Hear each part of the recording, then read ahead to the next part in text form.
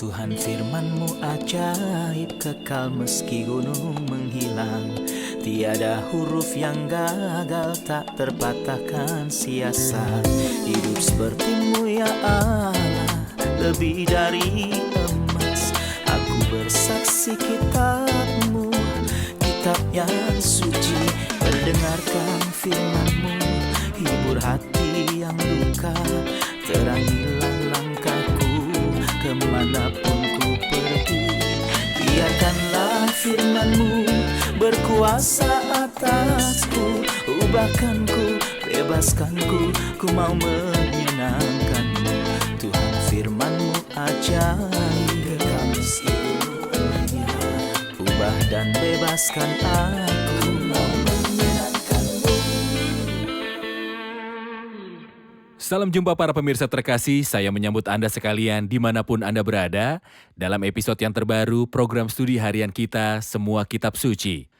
Dalam pelajaran kita tentang Injil Lukas yang merupakan Injil ketiga dari 4 Injil dan kitab nomor 3 dari Perjanjian Baru, kita masih di pasal pertama dan akan memulai pelajaran kita dari ayat 26 sampai akhir pasal pertama. Untuk memulai, izinkan saya untuk menyambut tamu kehormatan yang telah hadir di studio, hamba Tuhan Yosef Riyad. Selamat datang Saudara Yosef. Halo Saudara Ayat. Juga para hadirin di studio, selamat datang. Saudara Yosef, izinkan saya untuk membaca beberapa ayat mulai dari ayat 26 kemudian kembali untuk bertanya. Silakan. Dalam bulan yang ke-6, Allah menyuruh malaikat Gabriel pergi ke sebuah kota di Galilea bernama Nazaret, kepada seorang perawan yang bertunangan dengan seorang bernama Yusuf dari keluarga Daud. Nama perawan itu Maria. Ketika malaikat itu masuk ke rumah Maria, ia berkata, "Salam, hai engkau yang dikaruniai, Tuhan menyertai engkau. Terberkatilah kamu di antara para wanita." Maria terkejut mendengar perkataan itu, lalu bertanya dalam hatinya, apakah arti salam itu? Kata malaikat itu kepadanya, "Jangan takut, hai Maria, sebab engkau beroleh kasih karunia di hadapan Allah. Sesungguhnya engkau akan mengandung dan akan melahirkan seorang anak laki-laki dan hendaklah engkau menamai dia Yesus. Ia akan menjadi besar dan akan disebut anak Allah yang maha tinggi. Dan Tuhan Allah akan mengaruniakan kepadanya tahta Daud bapa leluhurnya, dan ia akan menjadi raja atas kaum keturunan Yakub sampai selamanya, dan kerajaannya tidak akan berkesudahan."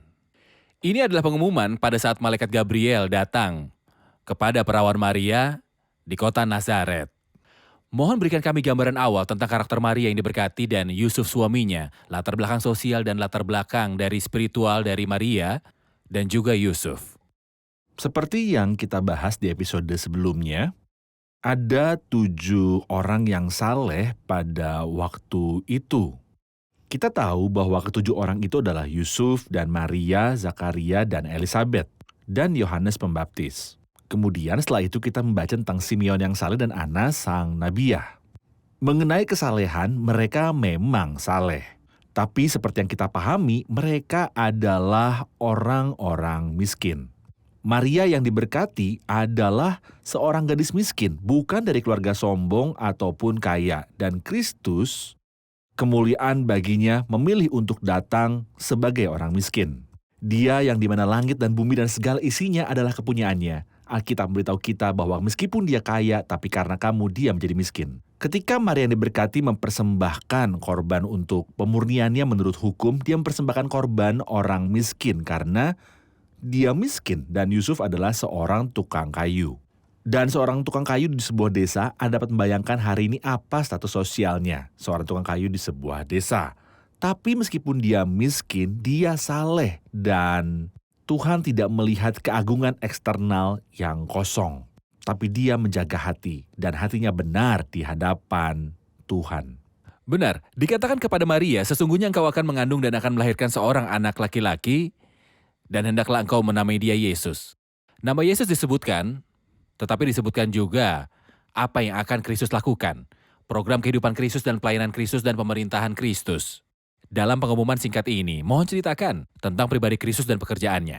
Seperti Anda katakan bahwa Yesus diberi nama ini ketika ia masih dalam kandungan ibunya. Dalam Yesaya 49 disebutkan Tuhan telah memanggil aku sejak dari kandungan, telah menyebut namaku sejak dari perut ibuku. Tapi Anda memperhatikan sesuatu bahwa ketika malaikat itu menampakkan diri kepada Yusuf dalam Matius pasal 1, dia mengatakan kepadanya, dan engkau akan memanggil namanya Yesus. Di sini ketika ia menampakkan diri pada Maria yang diberkati, akan memanggil namanya Yesus. Jadi dalam Injil Matius, semua pembicaraan adalah dengan Yusuf, ayah yang sah dari siapa Yesus akan mewarisi tahta ayahnya Daud. Benar. Karena dia tidak mewarisi tahta dari ibu, tetapi dia mewarisinya dari ayah. Jadi Yusuf adalah orang yang dipercayakan untuk melakukan pekerjaan Benar. ini. Tapi dalam Injil Lukas, di mana Yusuf sama sekali tidak ada hubungannya dengan Kristus. Datanglah pengumuman kepada Maria yang diberkati, dan orang yang memanggilnya Yesus adalah Maria yang diberkati. Engkau akan menyebut namanya Yesus, dan dia memberitahu kita bagaimana dia nantinya. Benar. Apa posisinya? Benar. Dia berkata dia akan menjadi hebat. Akan disebut putra yang maha tinggi. Dan Tuhan Allah akan memberikan kepadanya tahta Daud bapaknya, dan dia akan memerintah atas keluarga Yakub untuk selama-lamanya. Dan kerajaannya tidak akan berkesudahan. Mohon komentar Anda. Sebagai permulaan saya akan mengatakan bahwa Kristus dalam ayat ini yang Anda baca memiliki dua judul, Anak Allah dan Anak Daud. Dia akan menjadi besar dan akan disebut Putra yang Maha Tinggi. Jadi dia adalah anak Allah. Tapi Tuhan Allah akan mengaruniakan kepadanya tahta Daud bapa leluhurnya. Jadi dia adalah anak Daud. Bagaimana dia bisa menjadi anak Allah dan anak Daud? Tentu saja itu tidak sulit bagi kita. Karena Kristus memiliki dua kodrat. Dia memiliki sifat ilahi dan sifat manusia. Sebagai Allah, dia adalah anak Allah. Sebagai manusia, dia adalah anak Daud. Dan sebagai anak Daud, dia akan duduk di atas tahta Daud. Dan saya berkata kepada mereka yang menyangkal pemerintahan harafiah Kristus, bagaimana mereka percaya kelahiran perawannya yang ajaib, mana yang lebih masuk akal bagi pikiran? Tentu saja bagi kita tidak mengatakan lebih masuk akal bagi pikiran, karena segala sesuatu mungkin bagi Allah. Seperti yang dikatakan malaikat, karena bagi Allah tidak ada yang mustahil. Jadi keduanya mudah. Tetapi jika saya tidak percaya pemerintahan literal, jadi bagaimana saya percaya kelahiran perawan dan keduanya disebutkan dalam satu ayat? Maria yang diberkati karena masih perawan akan mengandung dan melahirkan seorang anak laki-laki, dan Tuhan Allah akan memberikan kepadanya tahta Daud bapaknya. Bagian pertama terjadi secara harafiah. Dia mengandung dan melahirkan seorang putra. Mengapa bagian kedua tidak terjadi secara harafiah? Mengapa Tuhan Allah tidak memberikan kepadanya tahta Daud bapaknya? Dan dia memerintah atas keluarga Yakub, bahkan atas seluruh dunia, seperti yang diajarkan oleh kitab-kitab lain dalam Alkitab. Terima kasih Saudara Yosef, kita rehat sejenak dan kembali untuk menjawab pertanyaan hadirin.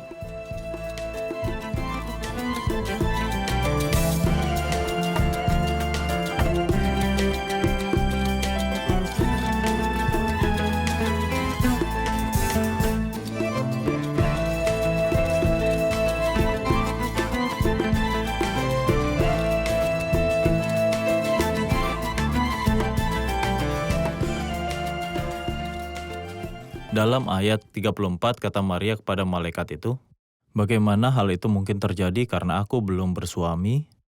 Kami ingin tahu mengapa kelahiran perawan adalah masalah dasar dan utama tentang kelahiran Kristus dan pekerjaan Kristus. Silakan. Faktanya, sebelum bicara tentang kelahiran perawan, mengapa dia berasal dari seorang wanita? Karena Tuhan ketika di taman berkata bahwa benih perempuan itu akan meremukkan kepala ular itu.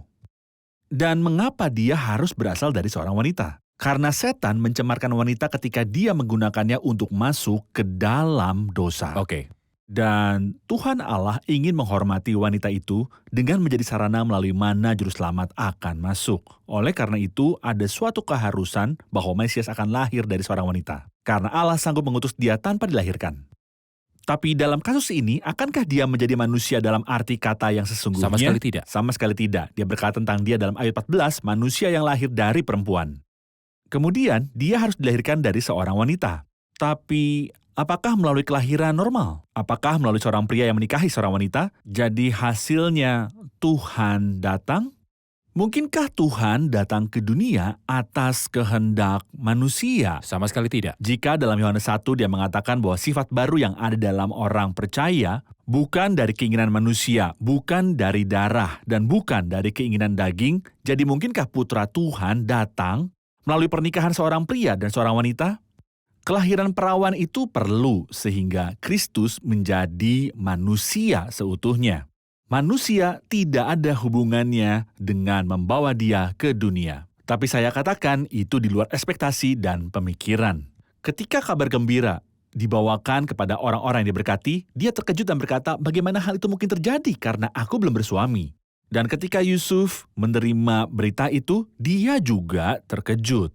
Tak ada yang menyangka bahwa seorang perawan yang mengandung, sesungguhnya seorang perawan mengandung karena yang akan masuk ke dunia adalah pribadi yang luar biasa. Anda ingat ayat sesungguhnya seorang perawan akan mengandung dan melahirkan seorang anak laki-laki yang disebutkan dalam Yesaya pasal 7 ayat 14? Itulah ketika Nabi berkata, karena itu Tuhan sendirilah yang akan memberikan kepadamu suatu tanda, sebuah tanda ilahi yang sesuai dengan Tuhan. Baik, kata perawan. Ada banyak yang keberatan dengan kata ini, mereka yang mengatakan, ini bukan berarti belum menikah, tapi bisa jadi seorang gadis muda, gadis yang sudah menikah. Jadi, saya ingin tahu arti utama dari kata perawan ini. Apa artinya? Kata perawan yang disebutkan dalam bahasa Ibrani 7 kali itu semua berarti seorang gadis yang belum menikah, seorang gadis perawan. Ketika diterjemahkan juga dalam terjemahan Septuaginta, para ahli dalam bahasa Ibrani yang tahu lebih baik daripada siapapun yang mengklaim pengetahuan saat ini menerjemahkannya ke dalam bahasa Yunani Parthenos yang berarti perawan yang tidak mengenal seorang laki-laki. Sungguh tandanya bukan yang muda gadis mengandung, ini bukan pertanda. Tandanya adalah bahwa seorang perawan mengandung dan melahirkan seorang putra dan seperti yang kami sebutkan sebelumnya bahwa ini sesuai dengan kedatangan anak Allah, penyelamat dunia. Terima kasih Saudara Yosef, izinkan saya untuk membaca sebagian dari apa yang dikatakan malaikat itu kepada Maria yang diberkati. Jawab malaikat itu kepadanya, Roh Kudus akan turun atasmu dan kuasa Allah yang Maha Tinggi akan menaungi engkau. Sebab itu anak yang akan kau lahirkan itu akan disebut kudus, anak Allah. Frasa ini menjelaskan kepada kita bagaimana tubuh Kristus terbentuk di dalam rahim seorang perawan. Benar. Kitab-kitab Perjanjian Lama memberitahu kita bagaimana tubuh ini dibentuk. Di bawah pengawasan siapakah tubuh ini dibentuk? Dalam simbol-simbol kita menemukan persembahan gandum untuk dicampur dengan minyak. Dalam Imamat pasal 2. Dalam Imamat pasal 2 dan di sini kita melihat ide yang sama. Janin dibentuk oleh kuasa Roh Kudus. Kemudian melalui seluruh periode kehamilan, kekuatan yang maha tinggi akan menaungi Anda. Ketika waktu melahirkan telah jatuh tempo, kita menemukan bayi yang lahir disebut anak Allah, yang kudus yang akan dilahirkan disebut sebagai anak Allah. Di sini kita menemukan mungkin momen penyebutan Trinitas yang sangat awal. Roh Kudus, pribadi Roh Kudus, kuasa yang maha tinggi Allah Bapa. Kemudian dia akan dilahirkan akan disebut anak Allah. Tidak, saya membuat kesalahan. Yang kudus yang akan dilahirkan. Malaikat Gabriel berfokus pada kekudusannya. Dan mungkin ini salah satu alasan kelahirannya dari perawan. Karena dia tidak mengambil apapun dari manusia sama sekali. Tapi makhluk suci ini dibentuk dalam terjemahan bahasa Inggris hal yang kudus. Hal suci yang terbentuk di dalam rahim perawan Maria yang diberkati disebut anak Allah. Apakah dia disebut anak Allah karena Kristus tidak memiliki ayah manusia? Seringkali ketika saya bertanya kepada seorang yang mengatakan tidak tahukah Anda bahwa nama Kristus adalah anak Allah? Dia bilang iya karena dia tidak punya ayah. Apakah itu alasannya? Atau arti dari kata anak Allah membawa kita kembali ke masa lalu kekekalan dan menjelaskan jenis lain dari status anak?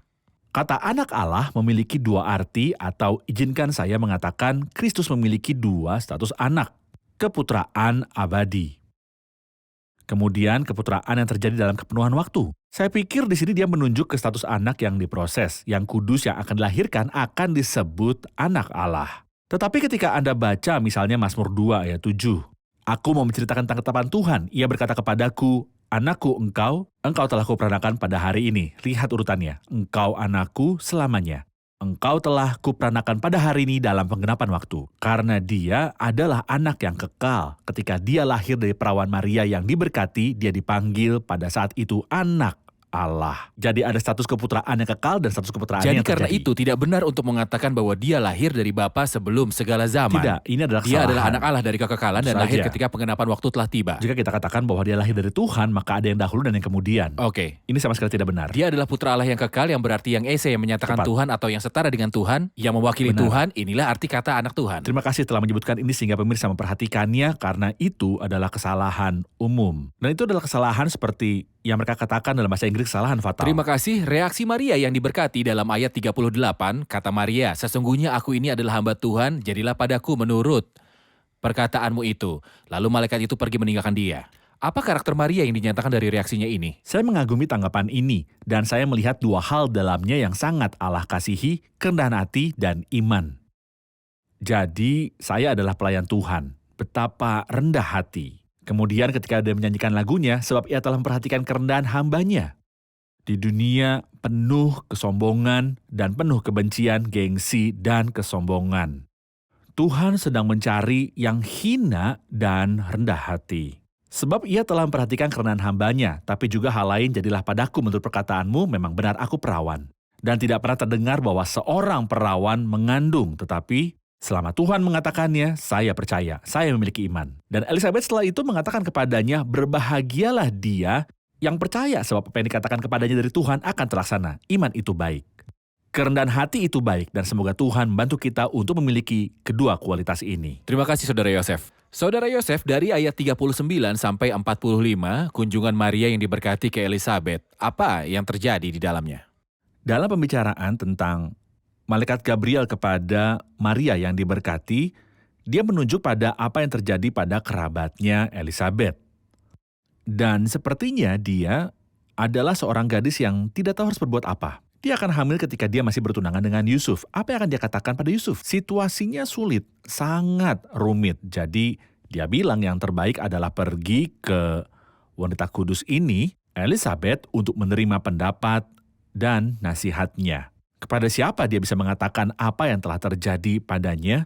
Jadi dia pergi.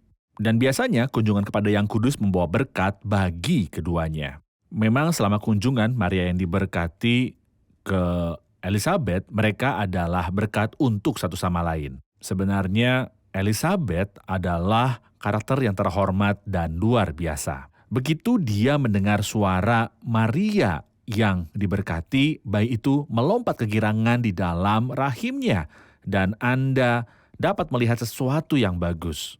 Bahwa di pasal dalam pengumuman tentang Yohanes Pembaptis, dia juga akan dipenuhi dengan Roh Kudus bahkan dari rahim ibunya. Ketika Anda membaca tentang Elizabeth di ayat 41, Elizabeth pun penuh dengan Roh Kudus. Ketika Anda mencapai ayat 67, Anda akan menemukan dan Zakaria ayahnya penuh dengan Roh Kudus. Keluarga yang diberkati. Sang ayah penuh dengan Roh Kudus, ibu dipenuhi dengan Roh Kudus. Bayi dalam kandungan, ibunya dipenuhi dengan Roh Kudus. Baik, dalam ayat 46, dan Maria berkata, "Jiwaku memuliakan Tuhan dan hatiku bergembira karena Allah Juru Selamatku. Sebab ia telah memperhatikan kerendahan hambanya. Sesungguhnya mulai dari sekarang segala keturunan akan menyebut aku berbahagia, karena Yang Maha Kuasa telah melakukan perbuatan besar kepadaku dan namanya adalah kudus. Dan rahmatnya turun-temurun atas orang yang takut akan dia. Ia memperlihatkan kuasanya dengan perbuatan tangannya dan mencerai-beraikan orang-orang yang congkak hatinya. Ia menurunkan orang-orang yang berkuasa dari tahtanya dan meninggikan orang-orang yang rendah. Ia melimpahkan segala yang baik kepada orang yang lapar dan menyuruh orang yang kaya pergi dengan tangan hampa. Ia menolong Israel hambanya karena ia mengingat rahmatnya, seperti yang dijanjikan kepada Abraham dan keturunannya untuk selama-lamanya." Dan Maria tinggal kira-kira 3 bulan lamanya bersama dengan Elizabeth, lalu pulang kembali ke rumahnya. Kita rehat sejenak dan kembali untuk menjawab pertanyaan hadirin.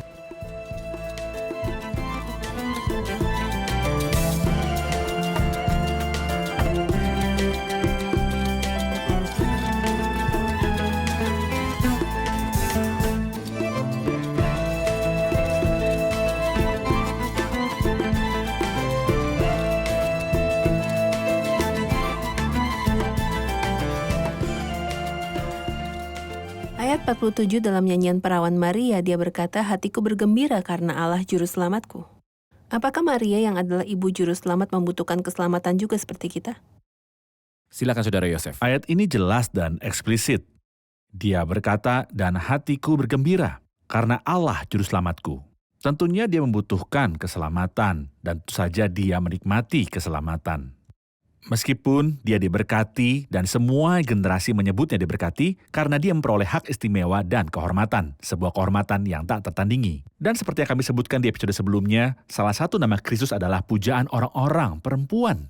Semua wanita saleh dalam perjanjian lama menginginkan hak istimewa ini, tapi itu menjadi milik Maria. Namun dia tidak diragukan lagi membutuhkan keselamatan, dan itu bukan kata-kata saya atau kata-kata siapapun. Tapi ini yang dia katakan. Jadi jika kita menghormatinya dan hargai dia dan sebut dia diberkati, jadi kenapa tidak? Kita percaya bahwa dia bersungguh-sungguh dengan apa yang dia katakan. Apa arti dari mulai dari sekarang segala keturunan akan menyebut aku berbahagia? Apa jenis berkat ini? Ide yang sama yang saya sebutkan ketika ia mengatakan pujaan orang-orang perempuan yang menikmati hak istimewa dan kehormatan ini yang tidak ada bandingannya dengan kehormatan yang lain.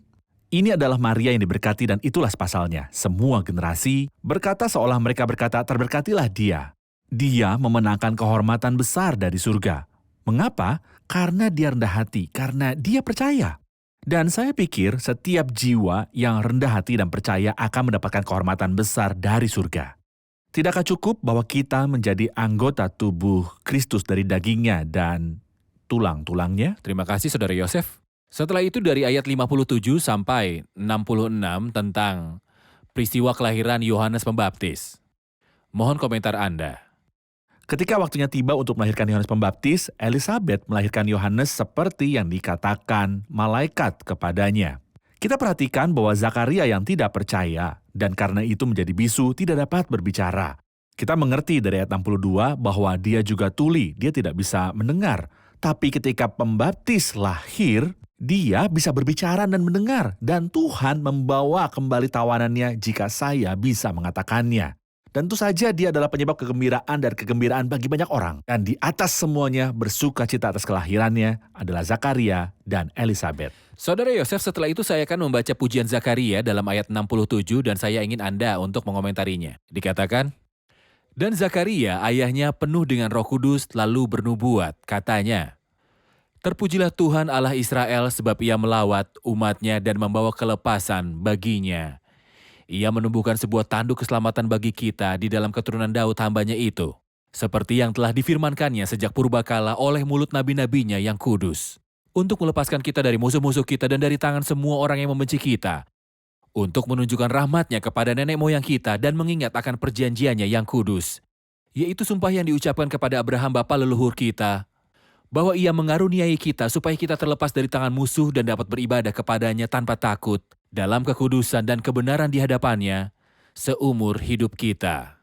Dan engkau, hai anakku, akan disebut Nabi Allah yang Maha Tinggi, karena engkau akan berjalan mendahului Tuhan untuk mempersiapkan jalan baginya, untuk memberikan kepada umatnya pengertian akan keselamatan yang berdasarkan pengampunan dosa mereka, oleh rahmat dan belas kasihan dari Allah kita, dengan mana ia akan melawat kita, surya pagi dari tempat yang tinggi, untuk menyinari mereka yang diam dalam kegelapan dan dalam naungan maut, untuk mengarahkan kaki kita kepada jalan damai sejahtera.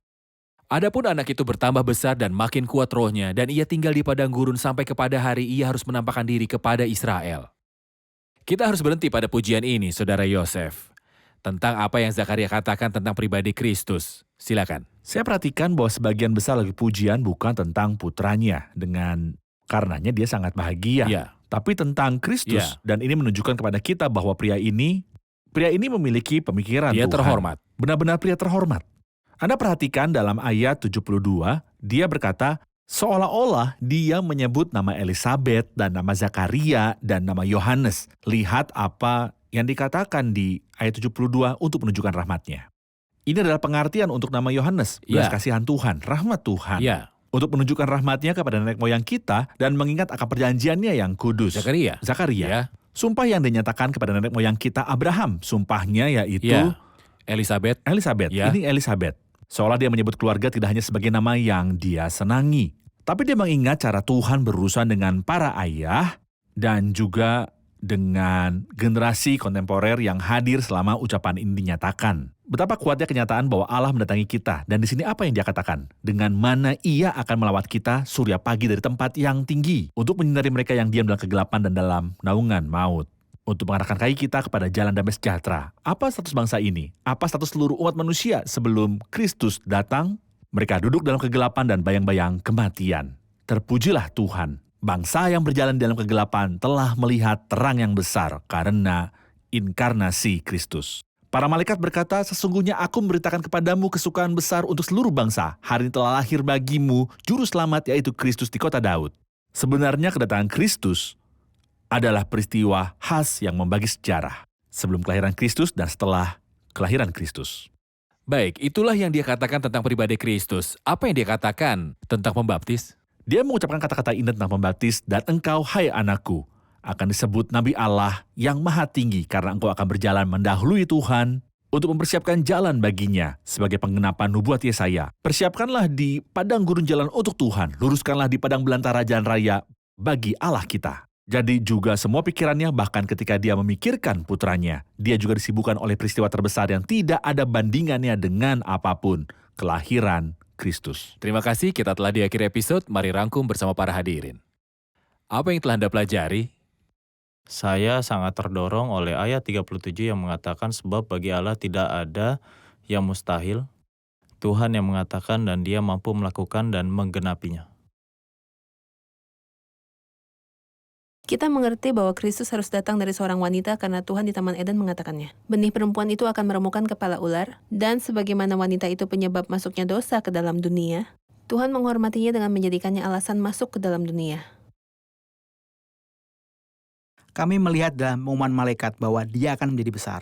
Jadi dia adalah raja yang kerajaannya tidak akan pernah habis. Dan dia adalah anak Allah, keilahian, dan dia adalah anak Daud, kemanusiaan. Terima kasih, Tuhan memberkati. Terima kasih Saudara Yosef, Tuhan memberkati. Tuhan menjagamu. Pemirsa terkasih, bagaimana Kristus datang ke dunia ini? Tentang siapa Yohanes berkata dalam Injilnya, pada mulanya adalah firman, dan firman itu bersama Allah, dan firman itu adalah Allah. Bagaimana firman itu sampai kepada kita, dan firman itu menjadi manusia dan diam di antara kita? Bagaimana daging ini terbentuk? Manusia tidak memiliki hal yang baik di dalamnya. Dan manusia tidak dapat berbuat apa-apa untuk membawa Kristus ke dunia ini. Tidak juga dari keinginan manusia. Bagaimana daging itu terbentuk? Seperti yang kita dengar di episode hari ini. Dan seperti yang dikatakan malaikat, Roh Kudus akan turun atasmu. Dan kuasa Allah yang maha tinggi akan menaungi engkau. Sebab itu anak yang akan kau lahirkan itu akan disebut kudus, anak Allah. Kekuatan tertinggi. Dia adalah yang kudus. Ya, Kristus yang kudus datang pada kita. Dan menjalani kehidupan yang suci. Dan di kayu salib, dia juga yang kudus dan jasadnya di dalam kubur tidak mengalami kerusakan, jadi dia dibangkitkan sesuai dengan kuasa. Kehidupan yang kekal karena tubuhnya adalah tubuh yang kudus. Pemirsa terkasih, Anda dipanggil untuk mengagumi pribadi Kristus tidak hanya karena mujizat dan karyanya, tetapi juga karena hidup dan matinya, dan karena penebusannya di kayu salib. Pemirsa terkasih, sampai jumpa di episode selanjutnya. Tuhan menyertai.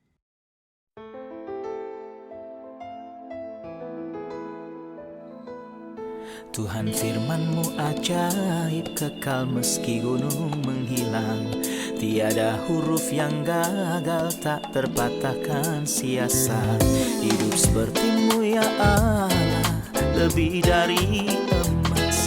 Aku bersaksi kitab-Mu, kitab yang suci. Mendengarkan firman-Mu, hibur hati yang luka.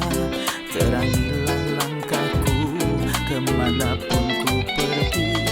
Biarkanlah firman-Mu berkuasa atasku. Ubahkanku, bebaskanku, ku mau menyenangkan-Mu. Tuhan firman-Mu ajaib, kekal meski dunia. Ubah dan bebaskan aku.